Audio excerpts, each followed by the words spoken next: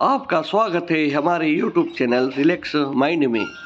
मित्रों नमस्कार। आपने देखा होगा कि अच्छे लोगों को ही क्यों दुख होता है। आज के इस वीडियो में यही जानेंगे दोस्तों। जय श्री कृष्ण दोस्तों अच्छे लोग अक्सर दुखी क्यों रहते हैं और पापी लोग सुखी क्यों रहते हैं। दोस्तों आज हम आपके लिए एक प्रेरणादायक और ज्ञानवर्धक कहानी लेकर आए हैं। यह कहानी आपको सोचने पर मजबूर कर देगी कि अच्छे लोग अक्सर दुखी क्यों रहते हैं जबकि बुरे लोग सुखी दिखाई देते हैं। दोस्तों कहानी शुरू करने से पहले अगर आप हमारे चैनल पर पहली बार आए हैं तो चैनल को सब्सक्राइब अवश्य करें, साथ ही बेल आइकन को ऑन करें ताकि हमारे हर नए वीडियो की सूचना सबसे पहले आप तक पहुंचे। अगर आप भगवान श्री कृष्ण के सच्चे भक्त हैं तो कमेंट बॉक्स में लिखिए जय श्री राधे कृष्ण। तो चलिए दोस्तों बिना समय गवाए शुरू करते हैं। आज की यह ज्ञानवर्धक कहानी बहुत समय पहले की बात है।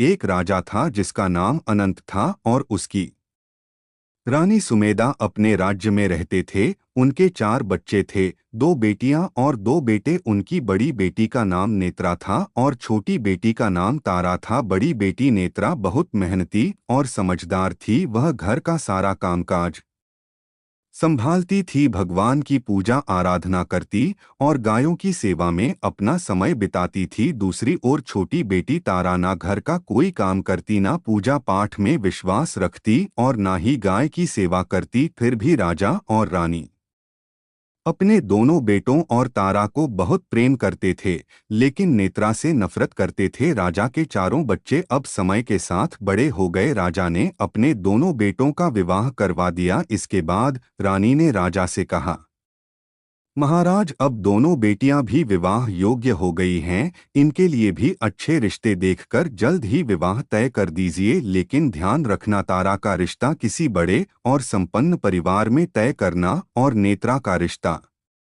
किसी साधारण परिवार में करना, क्योंकि नेत्रा को घर के काम, भगवान की पूजा पाठ और गाय की सेवा करना पसंद है, इसलिए वह साधारण घर में अधिक खुश रहेगी। फिर रानी ने राजा को दोनों बेटियों का रिश्ता तय करने के लिए भेजा। राजा ने पड़ोसी राज्य के राजकुमार से छोटी बेटी तारा का रिश्ता तय कर दिया और उसी गांव के एक गरीब युवक से बड़ी बेटी नेत्रा का रिश्ता पक्का कर दिया। राजा अपनी रानी को दोनों बेटियों के विवाह के रिश्ते के बारे में बताते हैं। जब राजा ने रानी को यह बात बताई तब रानी सोचने लगती है कि नेत्रा की भगवान कैसे मदद करते हैं, क्योंकि यह पूजा पाठ बहुत करती है और गायों की सेवा भी करती है। लेकिन नेत्रा के भाई और भौजाई नेत्रा से बहुत प्यार करते थे, क्योंकि वह घर के कामों में उनका हमेशा साथ देती थी। वही तारा का स्वभाव अलग था, वह घर के किसी भी काम में हाथ नहीं लगाती और अपने भैया भाभी पर अपना रौब जमाती थी। फिर कुछ समय बाद राजा अपनी दोनों बेटियों का विवाह करवा देते हैं और जब राजा और रानी अपनी दोनों बेटियों को विदाई देते हैं तब वे विदाई के समय तारा को बहुत सारी धन दौलत देते हैं और नेत्रा को कुछ भी नहीं देते। इसके बाद दोनों बहनें अपने अपने ससुराल चली जाती है। अब एक दिन तारा ने अपने घर पर शिव चर्चा का आयोजन किया, जिसमें उसने पूरे गांव के लोगों को बुलाया, लेकिन उसने अपनी बहन नेत्रा को आमंत्रित नहीं किया। जबकि औरतें तारा के घर जा रही थी तो उन्होंने देखा कि नेत्रा अपने दरवाजे के बाहर बैठी हुई थी। तब उन औरतों ने नेत्रा से कहा, नेत्रा तुम्हारी बहन के यहाँ शिव चर्चा है, क्या तुम वहाँ नहीं चलोगी? तब नेत्रा ने कहा, मुझे तो बुलाया ही नहीं, मैं कैसे जा सकती हूँ? फिर उन औरतों ने कहा, बुलाया नहीं गया तो क्या हुआ, वहाँ भगवान की शिव चर्चा है, तुम चलो हमारे साथ। फिर नेत्रा ने उनकी बात मान ली और उनके साथ शिव चर्चा में चली गई। जब तारा ने अपनी बहन नेत्रा को अपने घर में देखा तो वह गुस्से से बोली, तुम यहाँ कैसे आ गई? मैंने तो तुम्हें बुलाया ही नहीं। खैर, अब जब तुम आ ही गई हो तो चुपचाप बैठी रहना और यहाँ वहाँ मत घूमना। इस तरह से तारा ने नेत्रा की गरीबी का मजाक उड़ाया। तारा की ऐसी बातें सुनकर नेत्रा का दिल टूट गया, उसकी आंखों से आंसू बहने लगे। वह मन ही मन हाथ जोड़कर भगवान शिव जी से प्रार्थना करने लगी, है भोलेनाथ, क्या पूजा पाठ करना, घर का काम करना और गायों की सेवा करना गलत है। आखिर मेरी गलती क्या है? आप मुझ पर कृपा कब करेंगे? नेत्रा अपनी पीड़ा छिपाए भगवान भोलेनाथ से यही सवाल करती रही। इतने में शिव चर्चा पूरी हो गई। शिव चर्चा खत्म होने के बाद तारा ने भगवान का प्रसाद बांटना शुरू किया। उसने सभी गांव वालों को प्रसाद दिया, लेकिन नेत्रा को प्रसाद नहीं। नेत्रा बिना प्रसाद के ही घर लौटने लगी। घर लौटते वक्त रास्ते में उसने सोचा कि जब मेरे बच्चे मुझसे प्रसाद मांगेंगे तो मैं उन्हें क्या दूंगी, उन्हें क्या कहूंगी। उसने सोचा कि मैं अपने मायके जाऊंगी और अपने भैया भाभी से बच्चों के लिए कुछ लेकर आऊंगी। ऐसा सोचते हुए वह अपने घर आ गई और उसने अपने पति और बच्चों से कहा कि मैं अपने मायके जा रही हूं। तब उसके पति ने कहा, ठीक है, तुम जाओ। उसके बाद नेत्रा अपने मायके के लिए रवाना हो गई। मायके चलते चलते एक चबूतरा आया जहां तुलसी का पौधा लगा हुआ था और उस चबूतरे पर एक बूढ़ी औरत बैठी हुई थी। वह बूढ़ी औरत कोई और नहीं बल्कि साक्षात माता तुलसी थी। उस बूढ़ी औरत ने नेत्रा से कहा, बेटी तुम कौन हो और कहाँ जा रही हो? नेत्रा ने विनम्रता से अपना परिचय दिया। इस पर बूढ़ी औरत ने कहा, बेटी यह तुलसी का पौधा सूख रहा है, इसमें थोड़ा सा पानी डाल दो और इस चबूतरे की साफ सफाई कर दो, इससे मुझे भी थोड़ी ठंडक मिलेगी। नेत्रा ने कहा, ठीक है माँ जी। फिर उसने तुलसी में जल डाला, चबूतरे की साफ सफाई की, उस बूढ़ी औरत को भी नहलाया और उनके पैर भी दबाए। फिर नेत्रा ने पूछा, और क्या काम है माँ जी? तब वह बूढ़ी औरत मुस्कुराते हुए बोली, नहीं बेटी अब तुम जाओ, लेकिन लौटते समय मुझसे मिलकर जाना। नेत्रा ने कहा, ठीक है माँ जी। फिर नेत्रा वहां से आगे बढ़ गई। आगे चलते चलते एक शिव मंदिर आया। वहां पर एक बूढ़े बाबा चबूतरे पर बैठे हुए थे। वह कोई और नहीं साक्षात भगवान भोलेनाथ थे। उन्होंने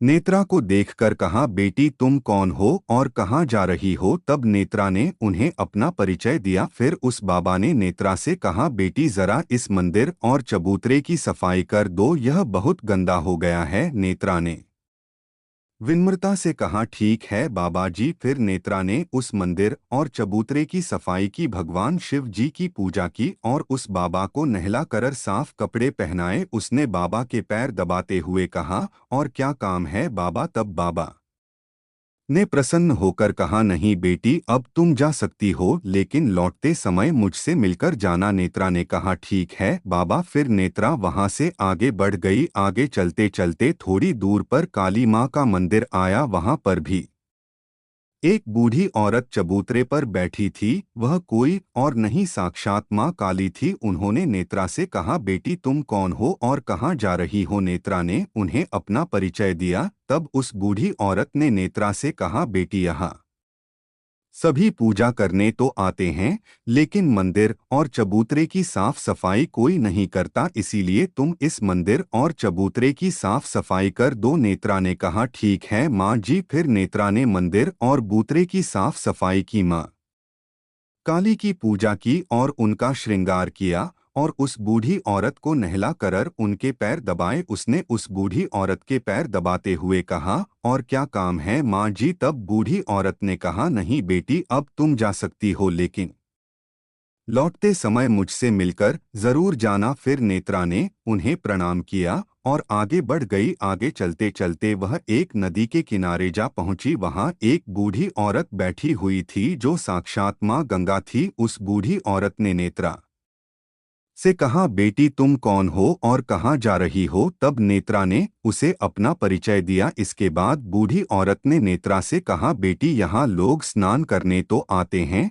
लेकिन इस नदी के किनारे की साफ सफाई कोई नहीं करता, इसलिए तुम इस किनारे को साफ कर दो। तब नेत्रा ने कहा, ठीक है माँ जी। फिर नेत्रा ने नदी के किनारे की साफ सफाई की, उस बूढ़ी औरत को नहलाया और उनके पैर दबाए। उसने उस बूढ़ी औरत के पैर दबाते हुए कहा, और कोई काम है माँ जी? गंगा मैया ने मुस्कुराते हुए कहा, नहीं बेटी अब तुम जाओ, लेकिन लौटते समय मुझसे जरूर मिलकर जाना। इसके बाद नेत्रा एक फूलों से सजी हुई नाव में बैठी और नदी के दूसरे किनारे पहुंच गई। वहां से वह अपने मायके पहुंची। मायके में पहुंचते ही नेत्रा के भाई और भाभीियों ने उसे देखा और वे बहुत खुश हुए। उन्होंने नेत्रा का दिल खोलकर स्वागत किया और उसकी खूब खातिरदारी की। वे उससे हंसते मुस्कुराते बातें करने लगते हैं। फिर रात में सब मिलकर खाना खाते हैं और फिर सो जाते हैं। सुबह होते ही जब नेत्रा ने ससुराल लौटने की बात कही तो उसकी भाभीियों ने उसे एक लाल साड़ी और बच्चों के लिए कपड़े और खाने पीने का सामान एक थैले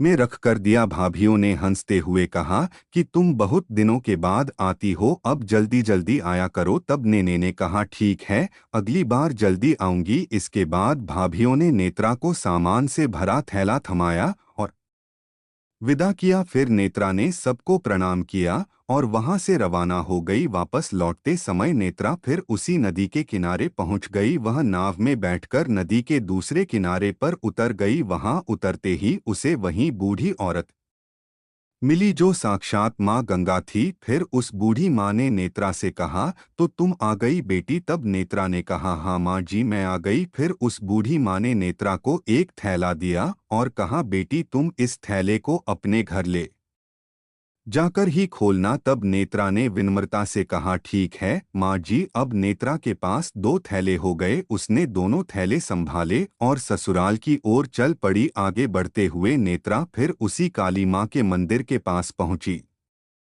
वहां काली माँ बूढ़ी औरत के रूप में बैठी हुई थी। उन्होंने नेत्रा से कहा, आ गई तुम बेटी? नेत्रा ने सिर झुकाकर कहा, हाँ माँ जी मैं आ गई। फिर काली माँ ने भी एक थैला नेत्रा को देते हुए कहा, बेटी इस थैले को तुम घर जाकर ही खोलना। तब नेत्रा ने कहा, ठीक है माँ जी। अब नेत्रा के पास तीन थैले हो गए। उसने एक थैला सिर पर रखा और दो हाथों में थामे और फिर आगे बढ़ी। थोड़ा आगे जाने पर वह भगवान शिवजी के मंदिर पहुंची। वहां भगवान भोलेनाथ बूढ़े बाबा के रूप में बैठे हुए थे।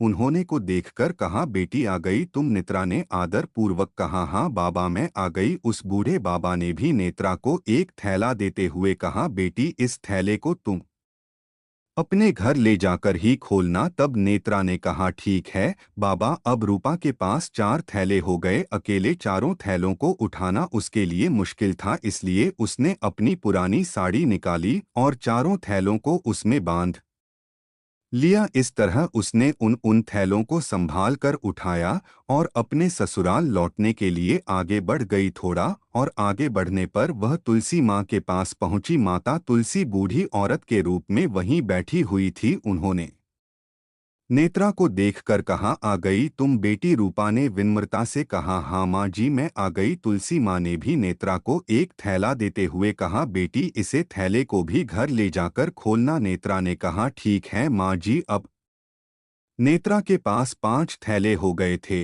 वह इन थैलों को संभालते हुए धीरे धीरे अपने घर पहुंच गई। नेत्रा ने थैलों को नीचे रखा और थैले खोलने लगी। सबसे पहले उसने मायके से मिला हुआ थैला खोला। उसमें बच्चों के लिए सुंदर सुंदर कपड़े, खाने पीने की चीजें और कुछ गहने थे। उसने अपने बच्चों को नए कपड़े पहनाए और खाने पीने की चीजें दी। बच्चे बहुत खुश हो गए। फिर रूपा ने दूसरा थैला खोला जो उसे माँ गंगा ने दिया था। उसमें सोने और चांदी के आभूषण भरे हुए थे। इसके बाद उसने तीसरा थैला खोला जो उसे काली माँ ने दिया था। उसमें 16 श्रृंगार का सामान था। फिर उसने चौथा थैला खोला जो उसे भगवान शिवजी ने दिया था। उसमें धन संपत्ति और सारी खुशियां भरी हुई थी। आखिर में नेत्रा ने पांचवा थैला खोला जो उसे माता तुलसी ने दिया था। उसमें चावल, दाल और 7 प्रकार के धान्य भरे हुए थे। अब नेत्रा के घर में किसी भी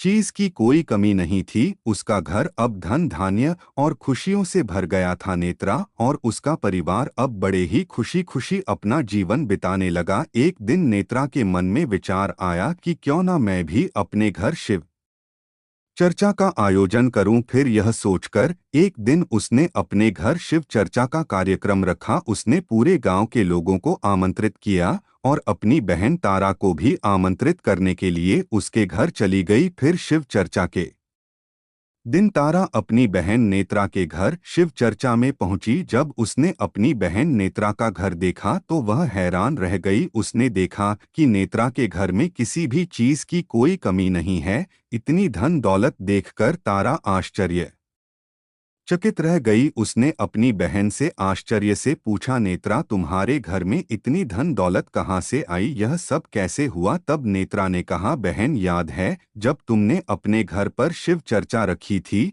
लेकिन मुझे नहीं बुलाया था।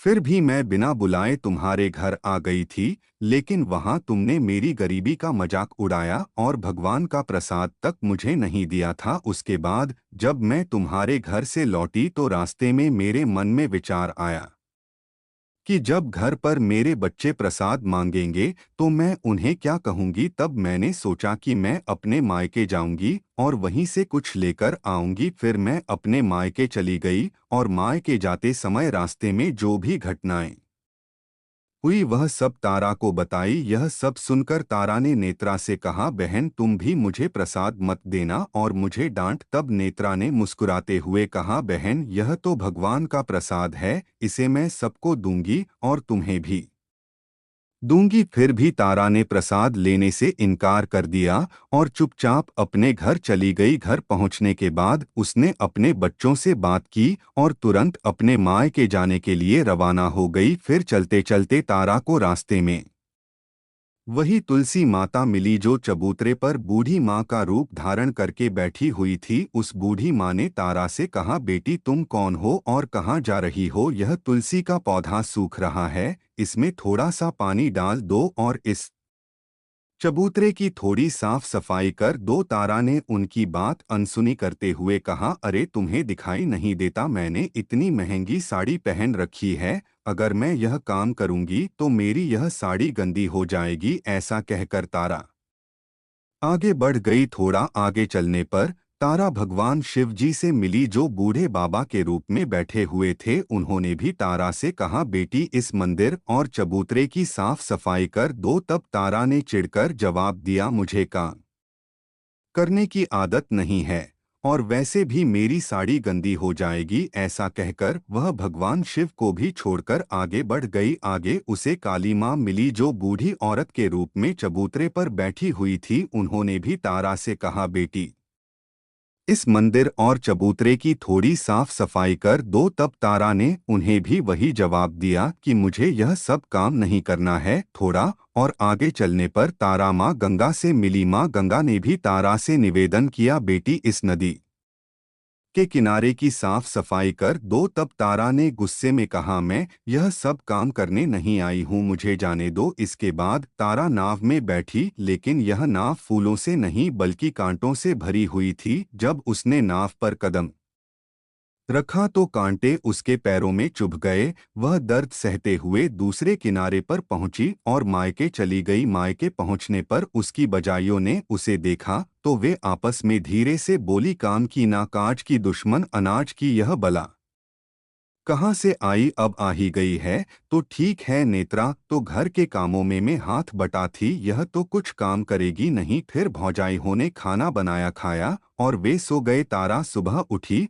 और अपनी भौजाइयों से कहा, मैं अब अपने ससुराल जा रही हूँ। तब भौजाइयों ने कहा, ठीक है, जाओ। तब तारा ने कहा, नेत्रा को तो तुमने थैला दिया था, मुझे कुछ नहीं दोगी क्या? तब भौजाइयों ने कहा, तुम घर जाओ, तुम्हारे घर पर थैला पहुँच जाएगा। फिर वह वहाँ से चली गई और नदी के किनारे पहुंची। वहां वह नाव में बैठकर नदी के दूसरे किनारे पहुंच गई। जब वह वहां पहुंची तो उसने देखा कि बूढ़ी माँ जो गंगा माता थी नदी के किनारे पर बैठी हुई थी। बूढ़ी माँ ने उसे देखा और कहाँ आ गई तुम बेटी? तब उसने कहा, हाँ, मैं आ गई। तारा ने आगे कहा, तुमने नेत्रा को तो एक थैला दिया था, मुझे नहीं दोगी क्या? इस पर बूढ़ी माँ ने कहा, तुम घर जाओ, तुम्हारा थैला तुम्हारे घर पहुंच जाएगा। इसके बाद काली माँ ने भी यही कहा। फिर भगवान शिव जी ने भी यही कहा। अंत में माँ तुलसी ने भी यही दोहराया। जब तारा अपने घर पहुंची तो उसने देखा कि आंगन में 5 थैले रखे हुए थे। तारा ने मन ही मन सोचा, आज तो मेरा भाग्य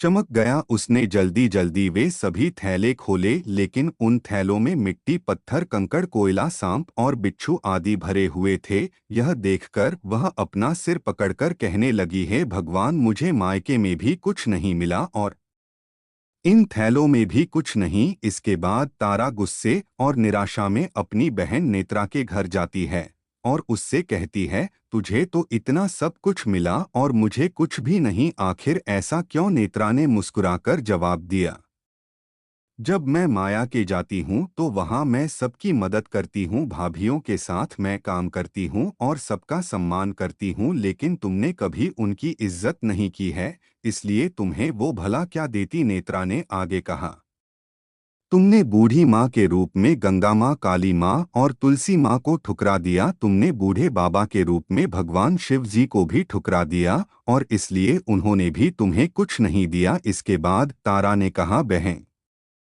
मुझे माफ कर दो, मैंने सदा तुम्हारे साथ अन्याय किया। अब मुझे समझ में आ गया है कि जो बीज मैंने बोए थे वही फल मुझे मिला। अब मैं अपने जीवन को बदलना चाहती हूँ, मुझे भी वह रास्ता बताओ जिससे मैं अपना जीवन सुधार सकूं। तब नेत्रा ने कहा, बहन, तुम 3 सूत्र का ज्ञान ले लो। पहले सूत्र में तुम दया मांगना, दूसरे सूत्र में तुम चर्चा करना और तीसरे सूत्र में तुम 108 बार ओम नमः शिवाय मंत्र का जाप करना। नेत्रा ने आगे कहा, बहन, मैंने तुम्हें भगवान के जो 3 सूत्र दिए हैं इनको अपने हृदय में बसा लेना। मैंने भी यही किया है, इसलिए मुझे सब कुछ मिला। मैंने सच्चे मन से भगवान की पूजा अर्चना की। पहले मेरे पास कुछ नहीं था, फिर भी भगवान ने मुझे सब कुछ दिया और तुम्हारे पास जो सब कुछ था वह भी खत्म हो गया। तुमने लालच और अहंकार के कारण सब कुछ खो दिया। तारा ने नेत्रा को गले लगाते हुए कहा, बहन, अब मैं भगवान की पूजा पाठ करूंगी और सभी का